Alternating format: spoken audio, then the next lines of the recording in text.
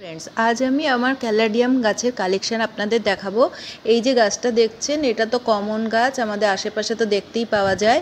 কিছু গাছ আমি কিনেছি আর কিছু গাছ আমি আশেপাশ থেকে কালেক্ট করেছি। এই যে গাছটা দেখছেন এটা 70 টাকা দাম নিয়েছে। রাত্রিবেলায় এই প্ল্যান্টের পাতাগুলো খুব ব্রাইট দেখতে লাগে। ক্যালাডিয়াম প্ল্যান্টের একটা ছোট্ট বাল্ব আমার ফ্রেন্ড আমাকে দিয়েছিল। আজ এই একটা বাল্ব থেকে কতগুলো বাল্ব হয়েছে দেখুন। এই ক্যালাডিয়াম প্ল্যান্টটা আমি 1 বছর আগে কিনেছিলাম। এবছরে আমি এর থেকে 3টে বাল্ব আলাদা করেছি। ক্যালাডিয়াম প্ল্যান্টটা আমার সবথেকে ফেভারিট প্ল্যান্ট। এই প্ল্যান্টটা আমি 80 টাকা দিয়ে কিনেছি, কিন্তু ডিসেম্বর মাসের পর এই প্ল্যান্টগুলোতে আর একটাও পাতা থাকে না। তখন দেখলে মনে হয় যেন মরেই গেছে গাছগুলো।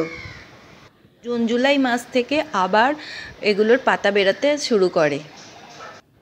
একটা টগর গাছ কিনেছিলাম, সেই টগর গাছটার মাটির থেকে বর্ষাকালে দেখি এই ক্যালাডিয়াম প্ল্যান্টটা বেরিয়েছে।